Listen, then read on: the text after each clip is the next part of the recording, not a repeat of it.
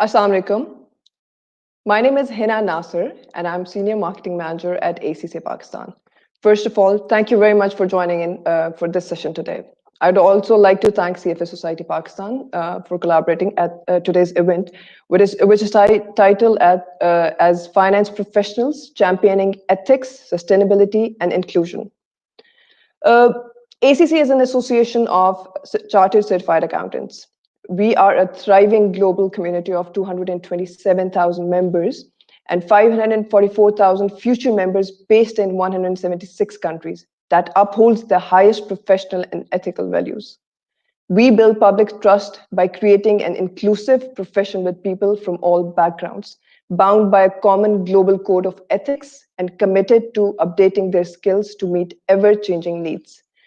The conversation on inclusion is rightly ongoing. We will continually strive to be an inclusive, fair organization that reflects the society that we operate in and a professional body that offers a global community of forward thinkers, fellow professionals, and employer across access to unlimited opportunity. We are acutely aware of our responsibilities, both as an employer and as a professional body. That's why inclusion remains a core value today. Without further ado, I'd like to hand over to Taimur Bahram Khan, who is Head of Business Development South, for opening remarks. Over to you, Taimur. Thank you very much, Hannah, for your intro. Uh, we uh, Before starting my keynote welcome note address, I'd like to actually just throw light on one of the landmark events for ethical dilemmas, which happened back in 2003, which was the Enron debacle. So Enron debacle was something which changed a lot of things from a regulatory perspective, and from how to manage ethical dilemmas. It was the starting point, and it was mark to market transactions which were being manipulated to boost the profitability of a company, which was inflated, which would inflate the stock prices as well. So the gist of the matter was that never again, we would never see such a thing again, because we had Sarbanes-Oxley, we had Coco regime, we had a lot of regulatory regimes. But in 2008 we had subprime mortgages, and just a few years back we had data protection, big compromise by Cambridge Analytica. So what I'm trying to say is that uh, ethics is becoming a very, very prominent thing when we talk about sustainability. They are parallel now. So you can't imagine a sustainable business if you don't have ethical practices, or you're not preaching ethical practices. So now it's very important to have a comprehension, or to build comprehension of everyone around, for all stakeholders, on ethics. And how would you do that? Now, ACCA has its EPSM, Ethics and Professional Skills module, which Sajid will be talking about in his panel discussion. Shoaib will be talking about a lot of case studies, which CFA also, sort of pitches to promote ethical values. Uh, the competition ethics and the ethics as a competition was just to do that, to build comprehension with regards to ethics, ethical dilemmas. How would you deal with those situations? This event was a pan-Pacific event, in which Pakistan also participated. We had and the whole project was to actually talk about areas which would be like financial crisis, to cryptocurrency, to robo advisors. So the current themes were also discussed, and people were asked to look at those current themes with an ethical lens, and to make sense out of it for everyone. So we are proud to say that Pakistan had two position holders from Pan Pacific. They are part of today's event. They will be also talking about it. We have a panel discussion also about where the leadership of ACCA and CFA will talk about why ethics is so important to them. Uh, and we would be also talking about what the judges judge the contestants on. They judge them on how insightful, how innovative, how thought-provoking their essays were. So those essays are now part of a data bank, and the practitioners, academians, everyone will be talking about those researchers. The reason why I have dived a lot in the details of what the competition is about is that we would want you to participate next year when we have this event again, and your maximum participation would actually make this initiative a bigger success than this year.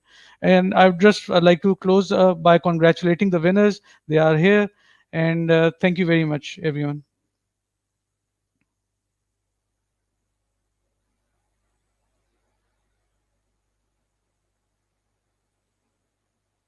Thank you very much, Taimur, for that. As Taimur was mentioning, that there was a competition that was held, and later on in today's event, we'll be having a discussion with the winners from Pakistan as well. But before that, we have a very interesting panel discussion lined up. I'd like to introduce the panelists, the guest for today's discussion. First of all, we have Mr. Harun Ahmed Jan, who is Head of Member Affairs, MISA, at ACCA. Assalamu alaikum. Assalamu alaikum, Harun. How are you today? Perfectly all right. Thank you very much. A very good afternoon to all the listeners and viewers. Thank you. Secondly, we have Sarwat Ehsan, who is Executive Director at CFA Society, Pakistan.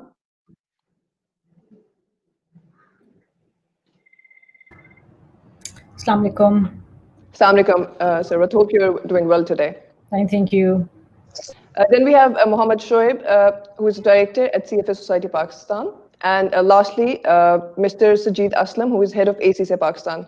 I welcome you all for today's panel discussion. I hope you guys are doing well. Yes, alaikum. Alhamdulillah, doing fine. Thank you, Hina. Assalamu alaikum and good afternoon. Before we go directly into the panel discussion today, I would like to encourage the audience. If you guys have any questions, please feel free to add those to the comment section. We have a dedicated session for about 10 minutes where we'll be taking your questions to the panelists. So to formally kick off, Sajid, my first question would be for you. Ethics is at the heart of ACCA qualification. How is the accountancy profession contributing towards overcoming sustainability challenges and promoting ethical standards? I think the ethics was always a part of a good business practice when we talk about it. The business is all about the trust. And the role of the accountant in journal is to make sure that the public trust is maintained. So that's mean anything which has to do with the trust building, that has to be adopted as a key practice behavior. And then the accountants have to demonstrate that in their everyday life. So that's why when we talk about the ethics is at the heart of ACCA, so we are talking about that how ACCA member and ACCA student and ACCA organization can uphold the public trust. Now, there was a time when the people were not that connected. The world, the business world and the global economy was not that connected the way it is today. And today, if you are doing good, if you are claiming what you are claiming and you are delivering exactly the same, that's built the trust. And to ensure that what your brand promises and to really deliver that one, so that's mean the entire value chain has to honor that promise. That's a fun thing. And your ultimate obligation to the customer, because that's where the promise lies. So the ultimate promise to the customer need to be delivered not by the salesperson, but the entire value chain. The accountants have a role to play here, that they have to ensure everybody understand that promise well. The processes and the controls are in place to highlight any alarms if those controls or those promises are at risk to be breached. And that can only be done not through the policy alone, but driving an ethical behavior across the function around the organization. And that's where the accountants come and play a comprehensive role. So they develop the control, they develop the processes, they deploy the technology, and they also help to drive those behaviors, and they create the certain metrics like how you really see when those behaviors are not properly demonstrated. So they have to work with the HR, they have to work with the brand team, they have to work with the sales team, and they have to work with the leadership to ensure that those ethical behaviors are demonstrated to ensure delivery of that promise to the customer, which build trust and drive business growth. In today's connected world, the trust is a key word, and if you breach it, the social media is going to really is not going to spare you, and you will start losing business. And if you have that trust, then there's 8 billion people who are there to buy products from you, and that's where the accountants have to really play a pivotal role to create that foundation and fundamentals where those ethical behaviors are demonstrated across the different functions. Very rightly put, so Sajid. Thank you very much for your remarks around that. Just want to add one comment over here that ethics, sustainability, and inclusion, the keywords that we are discussing here today, is not something that one should practice in when we are celebrating the days or events around it. This is something that is a responsibility of individuals and societies and organizations at the same time. Moving on, my next question would be from Mr. Mohammed Shoaib. Ethics is also a core component of the CFA qualification. What, in your opinion, are the key ethical challenges currently being faced in the capital markets, and what roles are finance and investment management professionals playing in creating a more inclusive environment? Okay, thank you, Hina. So as far as I am concerned, certainly there are different facets of ethical behavior which one need to look at.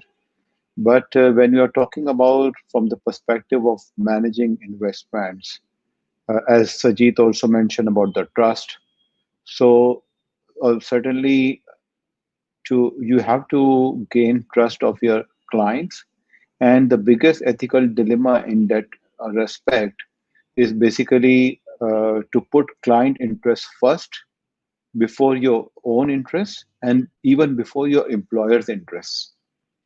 So I always tell my team that when somebody is trusting you with his or her money, it means that he or she is taking a very difficult decision to trust you with your money, to assume that you will take as much care of his or her money as you would take care of your own money or your employer's money.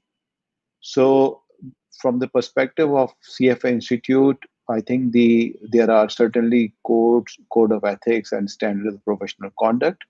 But the gist of that code is basically that you need to always put client interests first before your employee's interest and before your personal interests. Now, it's easier said than done because, to be very honest, this ethical behavior is not something which is something defined in terms of black and white. There are several shades of gray in between, and for a person to understand what is permissible and what is not permissible, where he is putting client interest first, one needs to have practical experience of so many different situations, because each situation has a different kind of a dynamics, and to understand the dynamics of that situation for an ethical behavior is very, very important. Now, some of you may already know that CF Institute has a code of ethics and its standard of professional conduct, which is kind of a code of ethics is considered a gold standard, not only within the CFA community, but outside the CFA community as well. There are many institutions, many even organizations which have adopted that code of ethics because either they have adopted it completely or they have taken guidance from that code of ethics. So with regard to your question about what the investment professionals in Pakistan are doing about it, I would rather leave it for Sarwar to answer that question. But I would tell you that this code of ethics which CF Institute has got, it is not only applicable to the members, and the beauty of that code of ethics is it applicable to all the candidates as well. So anybody who enrolls for the CFA program, he or she is actually liable to abide by the code of ethics and standards of professional conduct. And every candidate actually needs to sign up. Every member, for sure, they need to do an annual sign up. But even every candidate, when registering for the exam, needs to sign up that they will abide by the code of ethics. Interestingly enough, there is a disciplinary review committee which evaluates different situations where the members or anybody, any member of the investing public can file a complaint against a person, an individual, about his or her unethical behavior.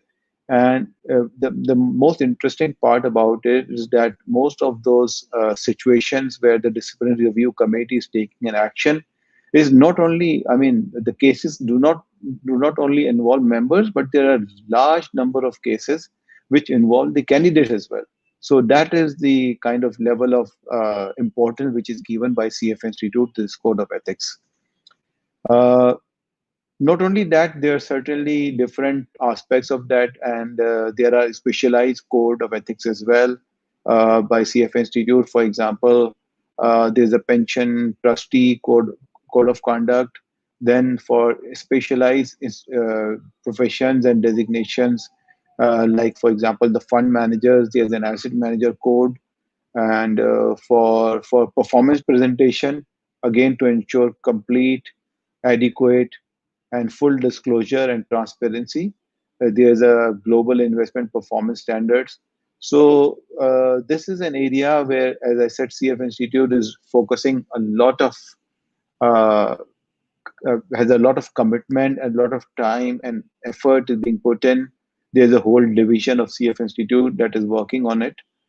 As I said, CFA Society Pakistan has also played a very important role in promoting the code of ethics, not only among the members and the candidates, because that is something which CFA Institute is doing itself, but our focus has mainly been to take it beyond that. And we have engaged with the regulators, we have engaged with the different associations like Mutual Fund Association of Pakistan, ICAP, ACCA also, to promote such things.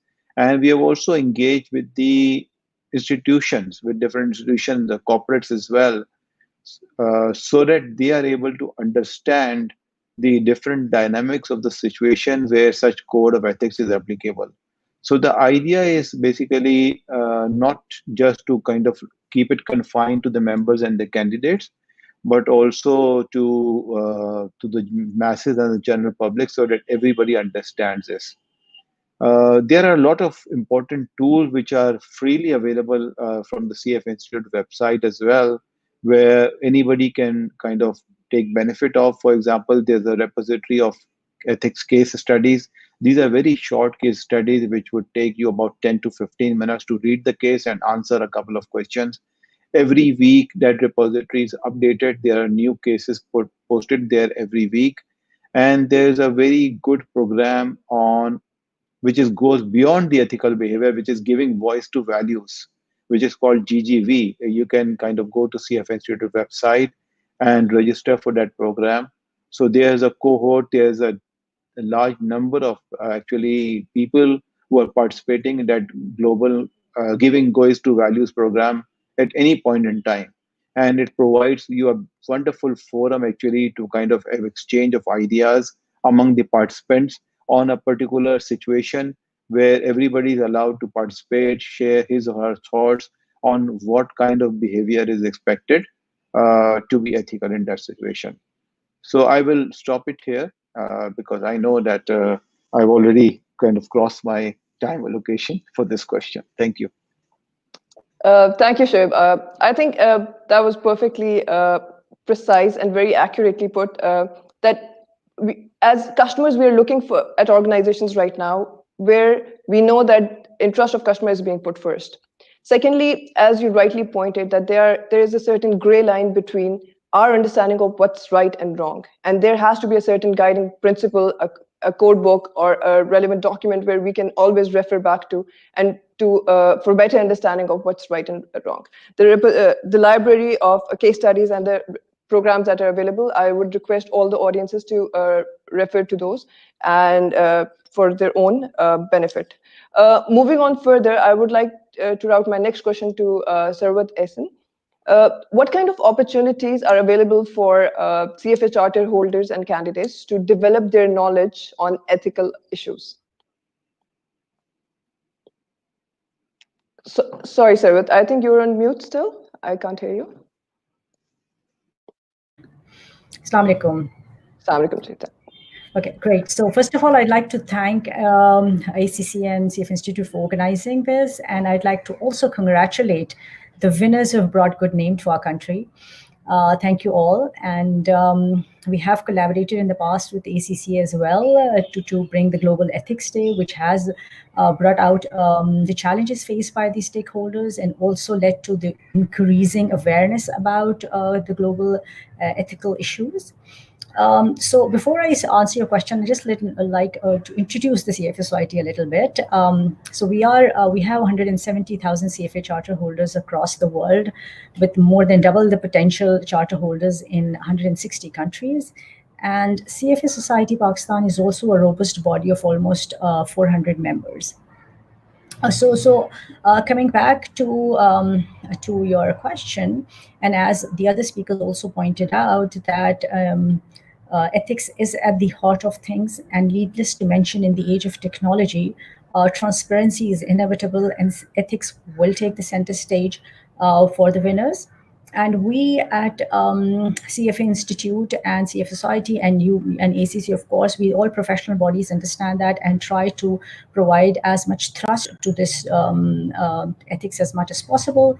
Even when our exams of CFA CFA levels, the 3 levels, you can't clear the level unless you've completed the small portion of ethics, which is 10 to 15%. So if you don't clear the ethics portion, then you don't clear the whole level, no matter how well you've done otherwise. So of course, the focus of CFA qualification is very, very deeply ingrained into the curriculum as well.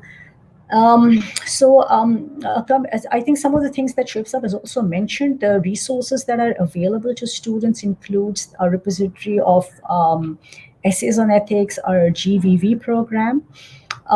We in Pakistan have conducted our first ever ethics challenge for university students. And one of our top business school students went on to win the sub-regional competition, where Malaysia bagged the 3rd prize and Singapore came 2nd. So we're seeing an increasing interest in the millennials as well in ethics.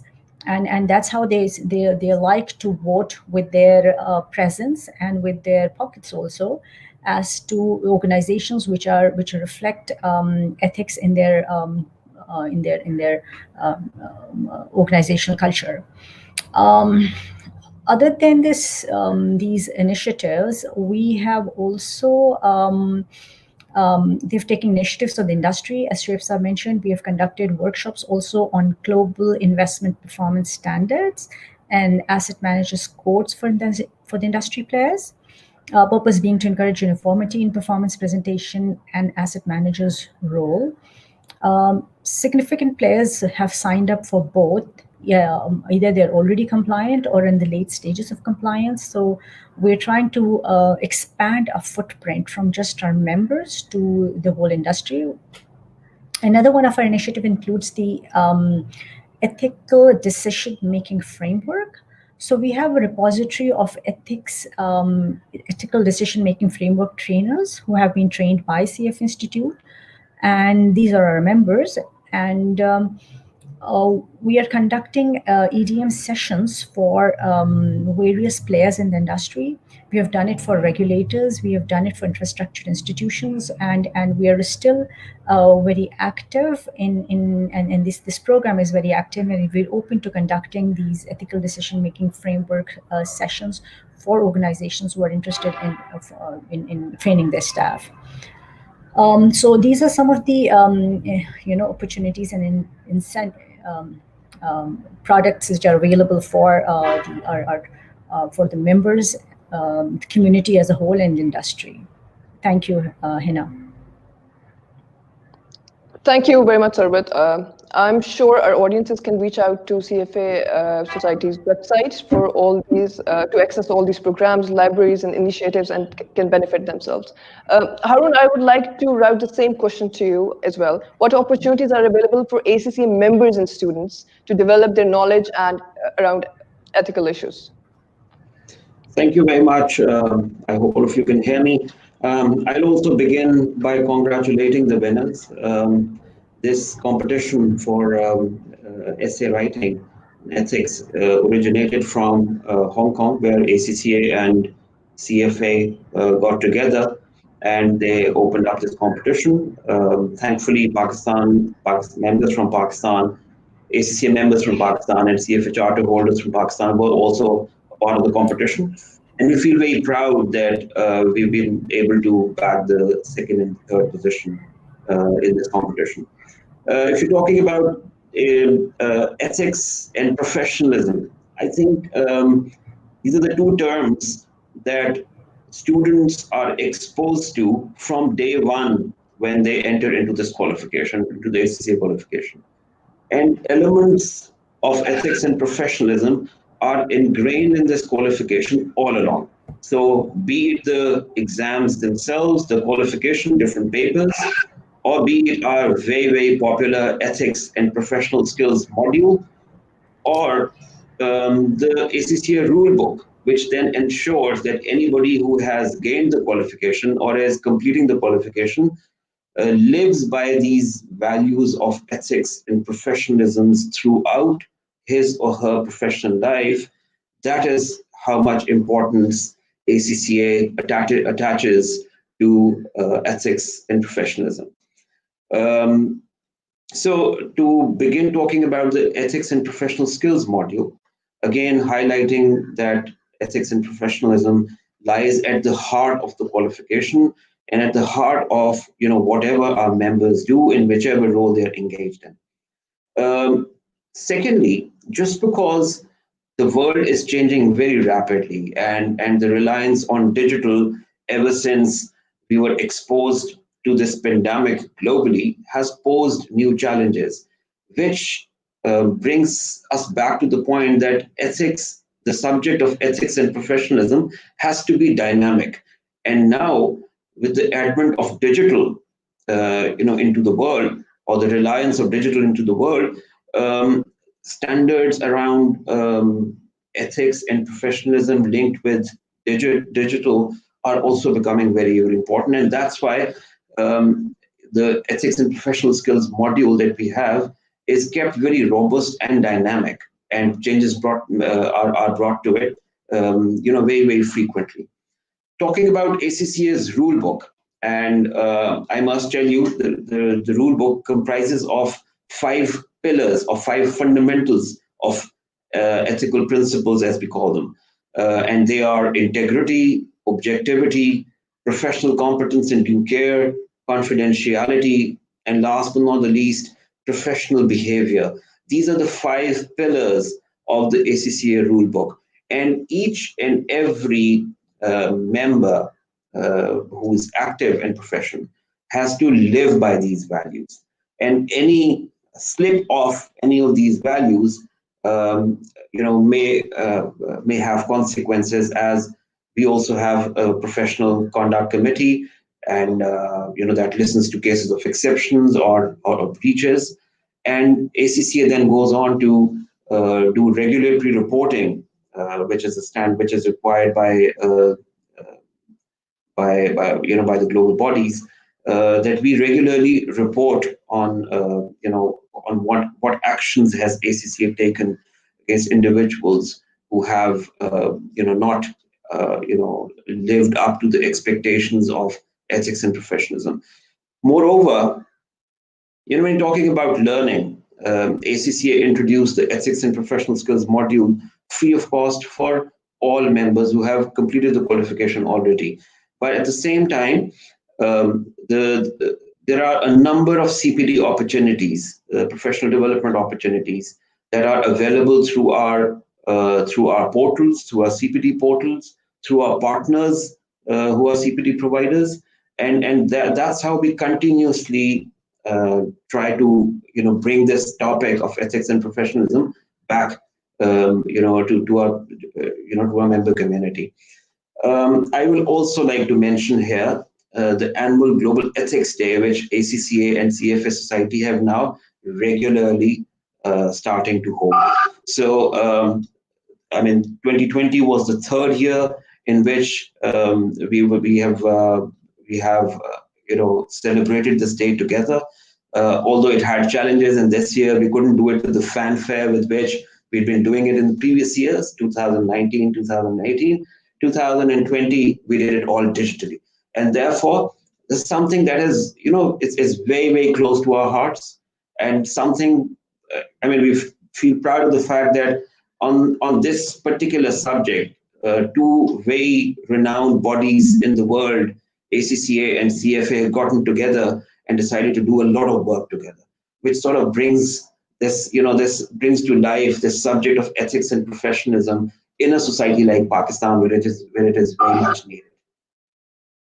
Thank you very much. Over to you, Hina. Thank you very much, Harun. I'm sure our audiences would be able to access all the information that you were referring to, Ethics and Professional Skills module, ACCA rulebook, and the CPD portfolio that are available on various portals that you can reach out to for polishing up their own skills around the same topic. I'd like to route my next question to Sajid. Sajid, what key measures should be taken in helping organizations transform and be more sustainable in long run? And also, how can accountancy and finance professionals support organization in achieving this particular thing?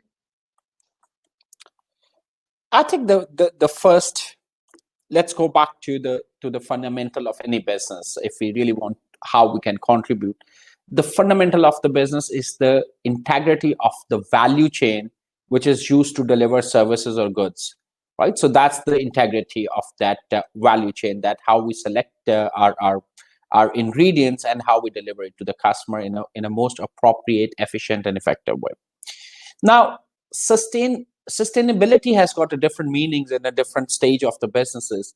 At the initial stage, when we look at the sustainability, it's basically developing the product which is right for the customer, and it should be validated by the customer. So there are the processes within the businesses around which the business really validate itself.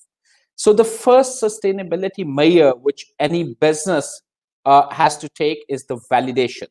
So that validation is, particularly if you look at the accountants, they are very much trained and examined and evaluated on their competencies, that how they engage with the people, how they process the data, and how they develop the opinions. And those opinions have to be independent and objective. So when the business is going through that validation phase, whether it's a growth phase, whether it's a validation of the business plan, whether it's a validation of the board meeting, whether it's a validation of the investment, there has to be certain analysis and there has to be independent, objective opinion which accountants provide. And based on that opinion, some of the decisions are made. So that formation of the opinion, which require the right kind of knowledge, experience, that's what accountants bring to the table. So the first thing, sustainability requires a certain validation, not only within the business, but also within the environment where the business is operating. So that's where, like Harun mentioned, the CPD came into play, how you upgrade your knowledge, how you keep it relevant. So that's something which accountants are bound and obliged to go through that. Otherwise, they are held accountable, and that's constitute the breach. ACC as the organization work on the two dimensions. So the one where our members are serving the society to uphold the public trust, where the organization is working with the employers to ensure they understand the need and the change within the talent. It's very easy for us to go back and tell that the Gen Z and Gen Alpha are wrong because this is the way we used to do. A board member with the age of 60, 70, and the CEO of 45 dealing with the talent, which is 21. So I think these are the second role which ACCA provide, that how to deal with those talent, because talent is the key asset for the organization. ACCA continue to provide the relevant talent and also work with the organization to help them retain and develop that talent in a way that can add more value to the organization or the clients of the organization. So I think this is how ACCA play its role once it's come to the delivering the public trust, the value to the organization, the sustainability, upholding the public trust, the ethical behaviors, as well as the inclusivity, which becomes one of a key theme for ACCA itself. And it's not only the gender inclusivity, it's basically even from any social background, we need to include more and more talent, and the organization should leverage that diversification within the talent pool to really help them grow and understand the overall perspective where our social fiber is going these days. Over to you, Hina. Thank you very much, Sujit. On that note, I would also like to reiterate here that in recent years, we have started seeing more interest coming from the organization specifically, where they're taking initiatives around integrity and ethics. Recently on LinkedIn, I came across several positions that were specifically for integrity manager or chief ethical officer or manager. Chief ethical officer. Yeah, exactly. So that only tells us that these things, with the passage of time, importance, people are getting to understand the importance. So if somebody who is managing this from sitting on the top of the organizational hierarchy, that means it's going to trickle top down as well. So thank you very much, Sajid, once again for your comments on that. I'd like to ask Mr. Mohammed Shoaib, what ethical practices are being taken or followed in your organizations generally? Okay, thank you very much. So before I answer this question, let me make a comment on this position of Chief Ethical Officer. And since this is a new position in many organizations, my observation is related to the position of a compliance officer, because that is a better known or well-known position for a very long time. And the misperception about the chief compliance officer position is that he or she is the person who is required to ensure compliance. No, that is not the case. The role of compliance officer is to promote compliance of all regulations and laws across the organization. So everybody is responsible for compliance. So when we are talking about the chief ethical officer, there is certainly a concern, or I would say there's a risk that the organizations fall prey to the same situation here, and people started assuming that the chief ethical officer is responsible to ensure ethical behavior across the organization. Again, that is not the case. The role of the chief ethical officer is to ensure and to facilitate and to create an environment which will promote ethical behavior. So coming back to your question about what steps are being taken at Al Mizan, so I would like to share that Alhamdulillah, we have been among the very first organizations in Pakistan to implement all the code and standards from CF Institute. So certainly our employees are all, they have to abide. People who are actually in the fund management business, either they are a CFA charter holder or a candidate for the CFA program, by definition, they have to comply with the code of ethics and standards of professional conduct. However, we were among the very first organizations globally to also adopt the asset manager code, which goes beyond the scope of people who are managing money, but this is a code of ethics which is applicable across the organization. So people who are in the, for example, in the customer services area, people who are in the back office, people who are in the technology, HR, in every aspect of the organization, they are all responsible to comply with the asset manager code. And as I said, there are three focus areas. First of all, as I said before, to put client interest first.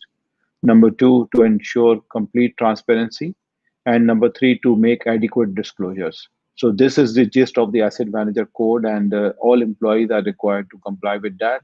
And we regularly conduct training. Every new employee which joins the organization has to go through a training on asset manager code, and he or she is required to sign off on the asset manager code to comply with that throughout his or her career with Al Mizan. Then we have also adopted the GIPS, which is the Global Investment Performance Standards. And also we subscribe to all the kind of the prescribed material from CF Institute in terms of ethical behavior. We have also done a number of case studies for our employees, again for them to understand in a typical practical situation how are they supposed to behave. Uh, and sometimes people don't behave unethically because they want to be unethical. Sometimes they do it because they don't have a clear understanding of what's ethical and what is unethical. So it is very important to equip them with the understanding, with the right understanding, so that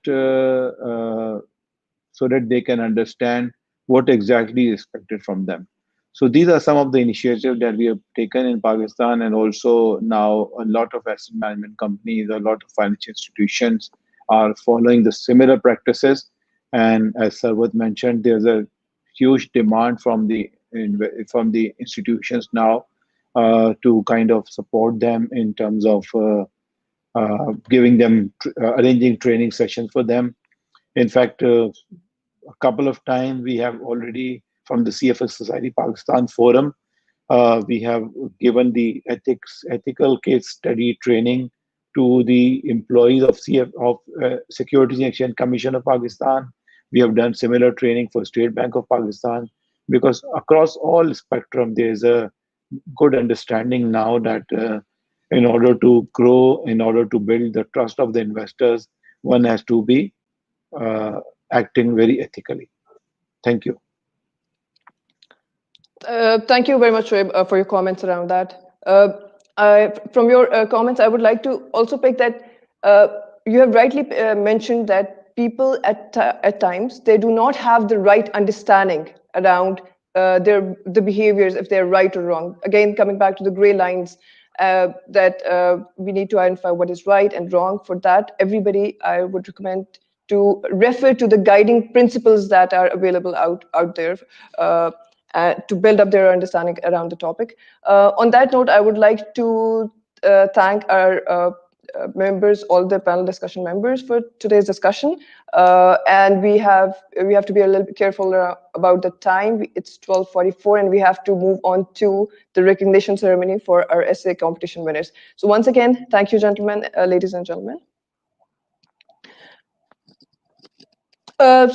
Coming back to several of our panel discussion, during our panel discussion, several people mentioned that there was an essay competition that was held in collaboration with CFS Society of Pakistan. Luckily, we have our second place winner and third place winner with us today, and we are going to hear from them how was their experience in that competition. And for that, I would like to request Shazia Farooq to share her feedback on this competition as well. Do we have Shazia with us? Assalamu alaikum, Shazia. How are you doing today? Shazia, can you please make your mic a little closer? आपकी आवाज सही से सुनाई नहीं दे रही. Is it better now? Can you hear me now? Ji, it's a little better. आपके पास कोई earphones वगैरह हैं जो आप use कर सकते हैं? I'm using my earphones right now. Let me see. Is it better? Ji, it's much better. It's better. Okay. Ji, Shazia, over to you. And first of all, congratulations on. Thank you so much. I would like to thank Institute for providing the members. Shazia, I'm sorry, I have to cut you again here. आपकी आवाज अभी भी बहुत distorted है और बहुत slow है. Like it's too far away from the mic. Okay, just a second. Now? Very. Is it better now? Okay. Very much. Okay. So, sorry for the disturbance. I would like to thank ACCA and CFA Institute for providing their members an opportunity to participate in this thought-provoking competition. Personally speaking, it was quite an enlightening experience for me because the research enabled me to gain some valuable insights into the ethical culture prevalent in Pakistan, especially, when I was interviewing experienced industry professionals. And we all know, like, like most developing countries, business morality remains a key concern in Pakistan. Um, we've all witnessed the fact time and again that people are hungry for business, and in this pursuit, they are willing to cut corners and blatantly make empty promises. Um, as a result of which, growth of most economic sectors in the country is inhibited due to lack of ethics and corporate governance. Now, the situation is aggravated because of the financial impact of COVID-19.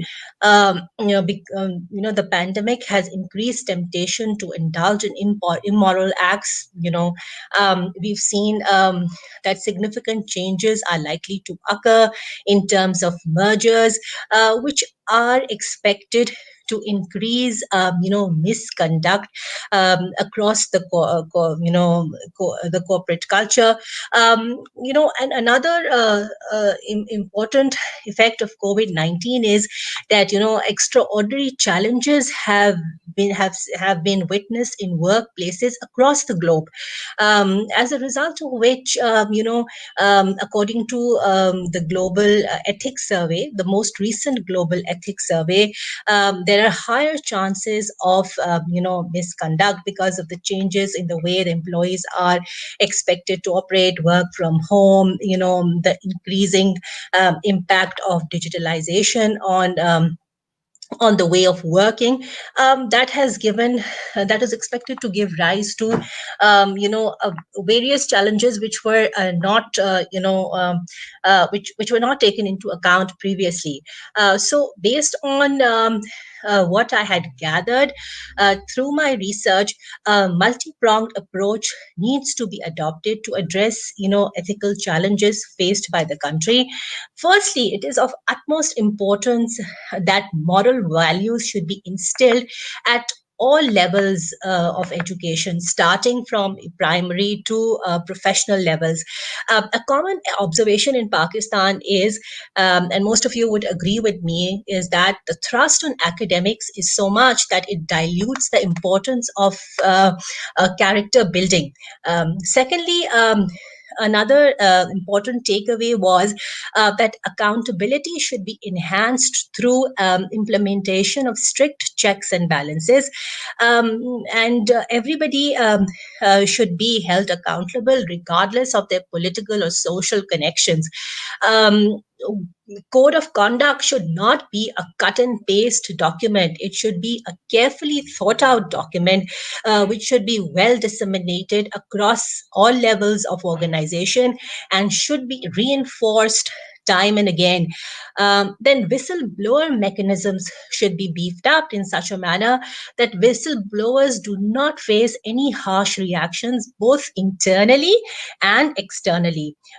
Integrity of all candidates, especially the ones at senior management level, should be given top priority at the time of recruitment. You must have heard it, but I would just like to repeat it again, that according to Warren Buffett, that three qualities in an individual should be seen at the time of recruitment, which include integrity, intelligence, and energy. So if you don't find the first one, don't bother with the other two. So in a nutshell, I would like to summarize what I've learned from my research and from this exercise was that at the end of the day, it is important to transform the psyche of the people, so that they can distinguish between what is acceptable as morally right and that which is ethically wrong.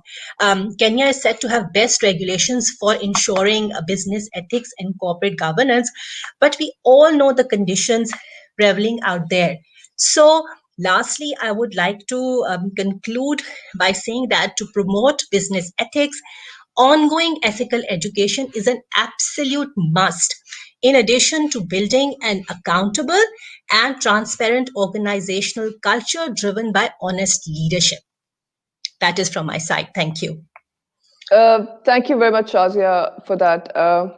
And once again, thank you very much for making us proud. Thank you much. Your gift is due on us, and it will be dispatched to your address very soon. Sure. Thank you for being here with us today. Now, moving on. Thank you very much. Now moving on, we have Mr. Wajahat Umar Pirzada, who was the second place winner. Hi, Assalamualaikum, can you hear Wajahat. me? Yeah, Ji, I can walaikum hear you salam. loud Can and you hear clear. me? Gigi. Okay, so shall I start? Yeah, sure, please. Go Okay, ahead. so first of all, I would like to congratulate ACCA and CFA Institute for holding the ethics essay competition last year despite the pandemic. I believe this shows their strong commitment towards promoting ethical values and practices in the professional community. The competition provided an opportunity to the ACCA community to share their viewpoint on the ethical issues prevalent in the businesses today, with the aim to not only highlight the problems, but also provide a plausible solution to resolve them. Over the years, despite the growing awareness and importance of ethical values, we still unfortunately find ourselves amid controversies and allegations directed at some of the most recognized companies and firms in the world. The cause, which I believe, is primarily due to the weak corporate culture, a lack of business transparency, creating room for malpractices, abuse of power, and negligence. Consequently, the effects of these unethical practices can sometimes have a far reaching impact, not only affecting the mere reputation of the organization, but the economy as a whole as well. 1MDB Malaysia and Enron are a few known examples. In my opinion, to bring about a meaningful and impactful change in business ethics, efforts need to be put on multiple fronts to significantly limit the breach of ethical boundaries and non-compliance with fundamental ethical principles.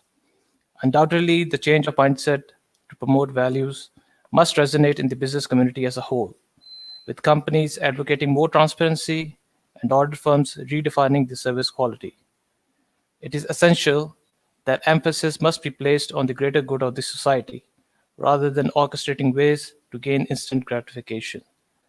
Therefore, organizations must constantly reevaluate their framework for ethical decision making to reduce the occurrences of ethics shirking and thereby its adverse effects ultimately on the economy. Only through transforming our attitudes and shared convictions can we hope to raise public confidence and create a better society for future generations. Thank you. That's it from me. Thank you very much, Wajahat. Yep. On that note, I believe you're currently at ACCA's Lahore Yes. office. Yes. And Yes. I would like to invite Haroon and Sajid as well on the screen so they can deliver a little giveaway for your contributions. So congratulations once again from all of us, and Thank you. thank you for making us proud. Yeah, sure. Thank you.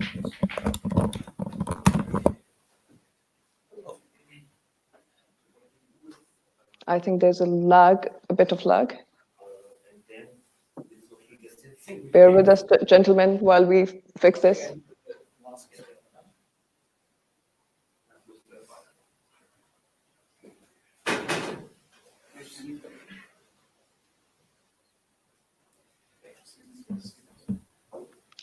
So we are just getting ready there for a small recognition ceremony for one of our place winners, who is Mr. Wajahat Omar Pirzada at our Lahore office for ACCA. We are just gathering the chief guests, Mr. Haroon and Sajid. They will be connected and will be on the screen in just another minute.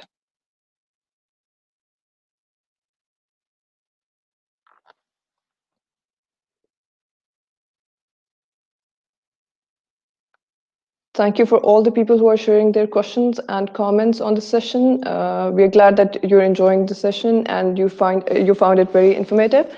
Once again, before further ado, we have Mr. Sajid and Mr. Haroon with our winner. And since we are doing this virtually, a round of applause. Thank you, Wajahat. Thank you very much for participating and for making us proud once again. Thank you, gentlemen. Moving on, we have 5 minutes left, and I would like to move on to the closing remarks by Sarwat Ehsan, who is Executive Director at CFA.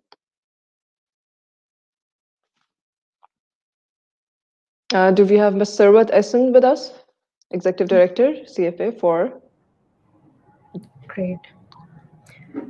Thank you, Hera. For my closing remarks, I'd like to start with thanking everyone, CFA Institute, ACCA, Hira, Majahat, Shazia, all the panelists. Thank you for being here today, Taimur, and the whole team working behind the scenes.